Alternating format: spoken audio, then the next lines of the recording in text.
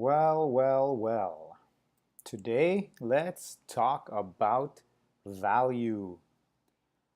Value, you will hear this word coming out of the mouths of so many people. We're going to talk about value. Let's first go to some definitions. This made me think that, wow, it reminded me that one word can have so many different meanings depending on the use, depending on the context, and depending on its part of speech. Could be a noun, could be a verb, and so on. Value. As a noun, it is the regard that something is held to deserve. Deserving regard. It's the importance, the worth, or usefulness of something. And here specifically, the material or monetary worth of something. So here when we listen to people like Jamie Dimon, Ray Dalio, and all other kinds of people talking about value with respect to Bitcoin and money, they're talking about the material or monetary worth of something.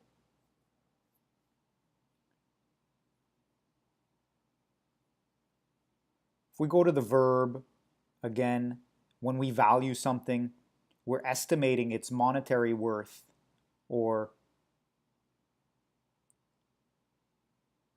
considering something to be important or beneficial, having a high opinion of. We're going to return to these comments that are made, and we'll think about them with respect to value and in our discussion of value. We can ask some questions. If you're in Venezuela or Ecuador or North Korea, you're better off probably using Bitcoin than using their currency. That can't possibly be true in the United States, unless you're speculating. And that isn't a reason to say something has value. It's just not a real thing, and eventually it'll be the emperor without clothes. Again, we'll talk about money and value. Just keep these comments in mind. We'll again hear from Ray Dalio, because when we talk about value and we talk about money, we want to ask ourselves a question like, what is money? What does it mean anyway? And are we talking about the same thing here? There are two things that are required for a currency. The first is that you can make transactions in it. It's a medium of exchange. The second thing is that it's a storehold of wealth. Those should be the two purposes of a currency. Okay. Bitcoin today, you really can't make much transactions in it. I got Bitcoin, I want to go through the experience of spending it. It's not easy. You can't spend it very easily. Right. And in terms of a storehold of wealth, it's not an effective storehold of wealth because it has a volatility to it, unlike gold, let's say, in which reflects the value of money. Right. It's more stable than the value of money. Bitcoin is a highly speculative market. Okay. Let's just see what he has to say in case I'm cutting him off from something important. We have these criteria for determining what a bubble is. In other words, Okay, he starts talking about a bubble, and interesting, he's got criteria. So actually, I would ask this question to Ray Dalio. Do you think that the United States dollar is a bubble? Do you think that the United States debt is a bubble? The unfunded or even just funded liabilities or whatever you want to call it there. The government debt, is that a bubble? Yeah, I'm just curious on that. He goes on to say later to talk about competition. So are we making a Bitcoin bet? Are we making a cryptocurrency bet? Meaning that Bitcoin could be taken out by some other cryptocurrency, in which case it's competing currencies. And this goes back to free market principles, but we'll leave those aside as we continue here to look at, again, this idea that Bitcoin fails or is at least suspect as a currency in several ways, as a storehouse of value, a unit of account, and a medium of exchange. As we're talking about value here, we're going to unpack the idea of money and what is money. But let's just continue thinking and considering about value. Investopedia over here has a little comment about intrinsic value, and it's monetary, it's economic. The intrinsic value is the actual value of a company or an asset based on an underlying perception of its true value, indicating all aspects of the business in terms of both tangible and intangible factors. Based on an underlying perception, okay? This becomes important. Based on a perception, all right, value. And this brings us to Ludwig von Mises, who asserted that value, meaning exchange value, was always the result of subjective value judgments. Subjective value judgments. Okay, so we consider that going forward. Again, just to bring another idea of value into play here, we have something called protected value.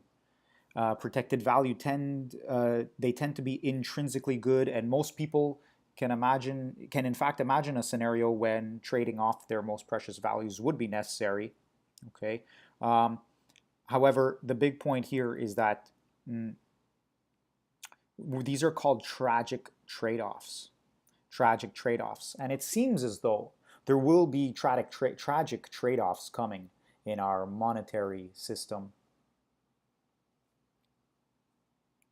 And those we can see who have these really protected values, for example, United States dollar. Yeah, there's going to be some tragic trade-offs, I imagine.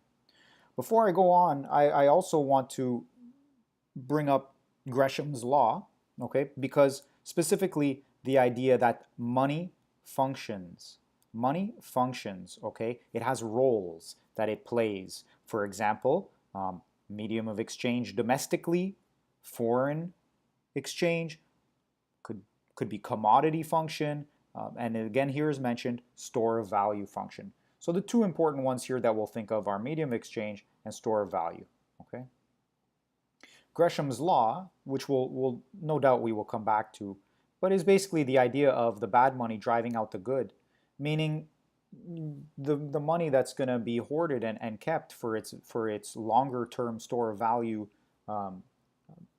success, it will be held longer, and the money which holds its value not as well, that money is going to be spent faster, perhaps something along those lines here. Okay, we're gonna come here now to a little presentation. We're gonna not skip ahead too soon. Value, specifically money and currency. The idea that we use the name money, we use the word currency, and we might interchange them depending on the context. We might even consider them different meanings depending on the context.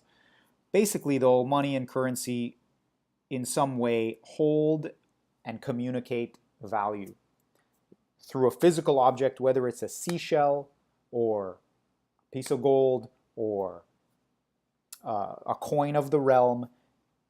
It holds and communicates value, once again based on the perceptions of the users and the society and all of that, right? Money is something that is created and used societally, we should say. Okay, so where does something like money get its value? Well, it is able to be a unit of account. It's able to be accounted for, so that even something like credit could be the original money, where we are just accounting for these goods and services and trading back and forth, and our mental perception of it allows this credit to mediate the exchange of value. But then mostly we have these physical goods from our history up until we've had these electronic options. But we've had these physical goods accounting for the units, like one money. Give me 20 monies. How much do I get? How many donuts do I get for 20 monies? So 20 monies, and how long of a time can they buy me 20 donuts? And I mean, there are so many market forces and economic forces that come into play there. We won't even get into that. Okay, and are they accepted as a medium of exchange? And this brings us to the network effect. The network effect is huge for money, especially when we're talking about competing monies, freely competing monies. But opposed to that, we also have fiat. monies, which by fiat creates a network effect through government decree of kind of forcibly requiring the use of and or paying of taxes. We'll call that taxes a euphemism, but we'll not get into that here either. All right, so we have some fiat bringing value to money. Okay. Now, why is gold a good store of value? Because earlier we see that Ray Dalio again is saying that, well, he's talking about its medium of exchange value, like you can't make much transactions in it. Okay, fine. We won't even go there right now. Let's consider it more in terms of storehold of wealth. Okay, talks about it not having, not being an effective storehold of wealth because it has volatility to it, unlike gold. Okay, sure. I'm not gonna go into that side of the debate of anything, but we're gonna come back here and then say, why is gold a good store of value? Some reasons might include that it is fungible, meaning that it can be transferred. Any unit is equal to any other unit. One money is one money. One gold is one gold. And it doesn't matter, it's not numismatic, meaning it doesn't have its value from some special marking on it or anything else like that. Or it's just, it can be transferred. One gold is one gold. It's divisible. It can pretty much be divided infinitely. And not only that, physically it might have its limitations to the atom itself. We won't go there because, on the other hand, it also is a dense value storage. So you could take 1 gram of gold and it could store 1 million some other for money worth of value. So let's use US dollars as our example. So 1 gram of gold could store 1 million US dollars, or it could store 1 US dollar. Either way, but its value storage capacity is very dense. And so that's why it doesn't have to be super infinitely divisible perfectly. And of course, recognizability, it's very recognized. And when we talk about recognized, we go to network effect, okay? Again, that's sort of a thing where, our value is coming from these perceptions, but these are shared perceptions now. So that it's not like, well, here I value this basket, so this basket should be also worth the same as the gold. No, it has to have that network effect, recognizable as a valued, in this case, commodity, but in terms of a valued store of wealth or store of economic force, economic power. And gold is a good store of value because it's atomic. You can't just, print more gold. You can print gold papers, but those are another story. We're going down this road. We're not taking the fork. No pun intended. So atomic properties here means that tungsten is tungsten, gold is gold. Of course, there are always people who will try and trick, and there are usually ways to trick people, and there are people who will be tricked. But basically, gold is gold, and it's not anything else.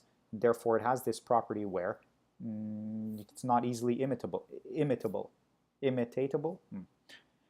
whatever. And again, coming back to this idea of network effect, because of the long-standing network effect, it is also the focal point.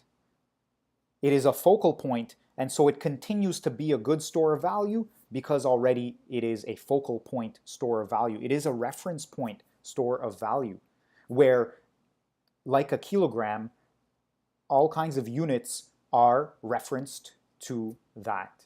For example, centimeters are referenced to kilograms, or millimeters. What? Wrong types of measurements there.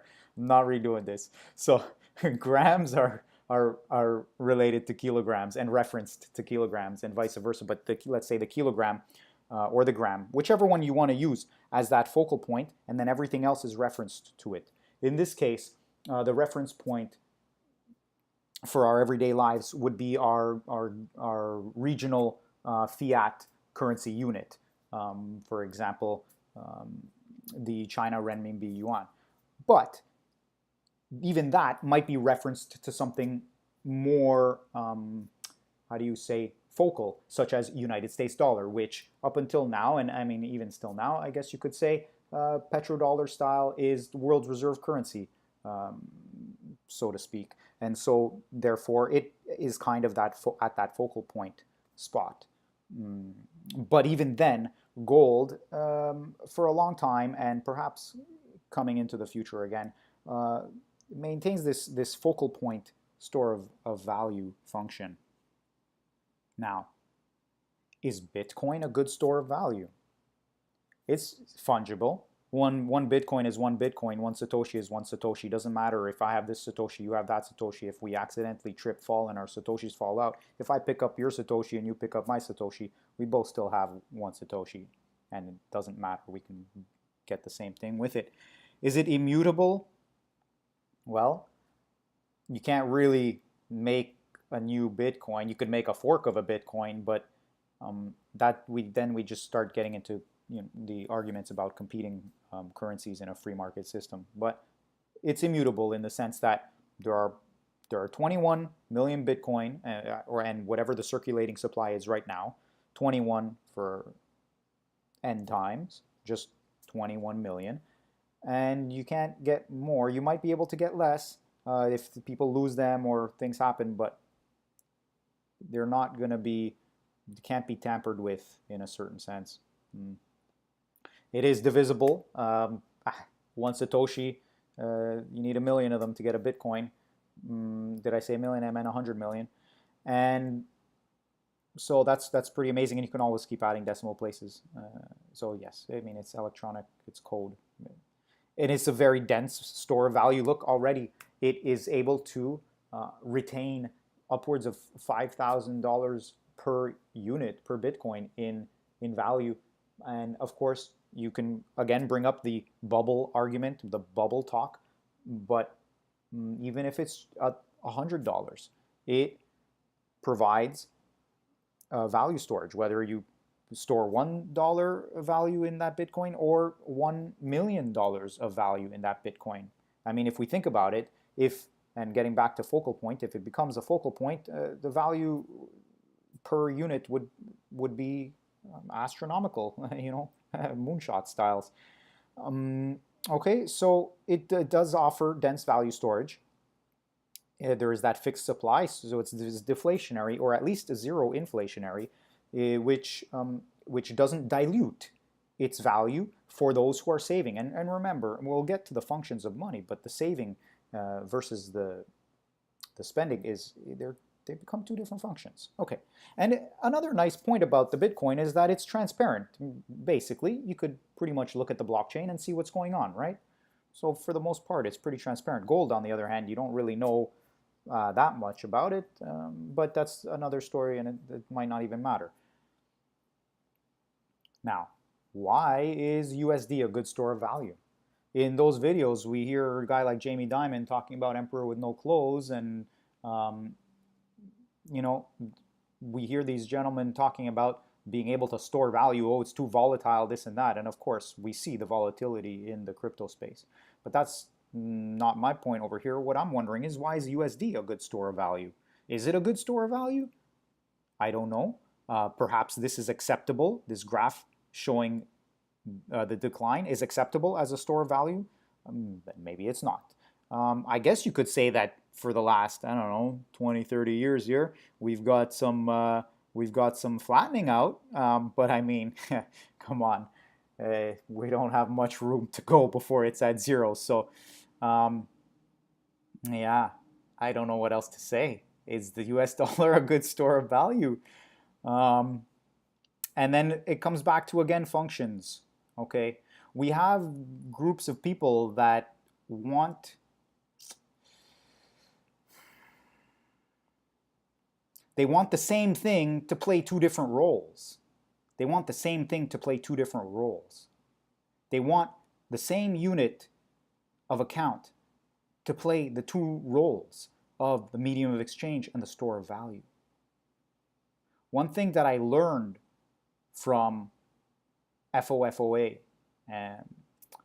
is the concept of money and what this is all about. And not just that, but the idea of the debtors and the savers. The debtors and the savers. The debtors, they borrow and they inflate and all of these other things, and nothing wrong with debt, credit, or anything like that. I'm not even trying to do that debate or argument at this point. Just the idea that there are debtors and savers. There are people who want to increase and grow the capital, and there are other people who want to consume the available capital and even create extra capital through credit. And people are wanting the same unit, like for example the United States dollar, to play both roles, the role of medium of exchange and the role of store of value, but it doesn't work. It causes a dilemma, and we'll get to that in a moment. So we have here this monetary triangle where you have the unit of account, whatever it is, okay, any unit, being both the medium of exchange and the store of value at the same time, or at least trying, or at least being forced to try. It's being pushed in both of those camps. Whereas, what if one currency, let's say, or one medium is not playing both roles? What if one unit is not playing both roles of the exchange medium and the value storage medium? What if there is a reference point store of value? What if there's a reference point store of value, a focal point, like any other reference point, like a kilogram? What if the two functions are separate? What if the two functions are separate? We get a monetary quadrangle. We get a monetary quadrangle. This one uses gold, but what I'm seeing here, if we consider this space to only be digital monies, and we can even include digital fiats there, this idea that we have a units of account for medium of exchange, while at the same time having this store of value unit of account, and they are not the same thing. They are not the same thing. Example, in the Bitcoin space, in the crypto space, Bitcoin acts as this reference point for store of value. Pretty much everything is referenced to the Bitcoin. Now, of course, the beauty of the free market is we could have all kinds of competition for this store of value reference point. But the market itself and the market forces and mechanisms, including network effect and all these other stuff, will play out and will bring one focal store of value to the forefront, and then you'll have all kinds of other medium of exchange options, and depending on the medium of exchange option, it might have more or less value storage holding over time, because ultimately they both need to hold value and they both need to be able to be exchanged. If you have a store of value that you can't exchange, let's say you can't exchange your gold, then it no longer really works. Okay, it stores value, but the value is lost because you can't exchange it. Same thing with medium of exchange. If it can't even hold value for 1 second, then then the velocity is just way too high and you can't even get anything with it. This is what you see in hyperinflationary circumstances, right? Where the time axis is just so compressed on the medium of exchange because it's so unreliable. It's leaking like huge holes. The value just keeps leaking out. Anyway, I just wanted to introduce this monetary quadrangle and this concept, this idea of splitting the roles and the functions. And that is fully attributed here for me to FOFOA. Wow, what brilliance there is shared by this mind over here. Fofo's dilemma. Fofo's dilemma is when a single medium is used as both store of value and medium of exchange, it leads to a conflict between debtors and savers. Fofo's dilemma holds true for both gold and fiat. The solution being free gold, which incidentally also resolves Triffin's dilemma. We won't go into that too much. That's basically Fofo's dilemma. It relates to gold, but now we have these new players in the game, these free market quality, this free market type of players in the game, including Bitcoin. We don't want to get too far into this here. It's already on the 24-25 minute mark. Really, thank you for your time. I hope this has been of value to you. No pun intended. All right. Just share this with somebody whom you trust and care about. Just one person. That's good enough. And wow. Thanks again for your time. Keep well. Comment down below questions or even corrections and comments, even better. Okay?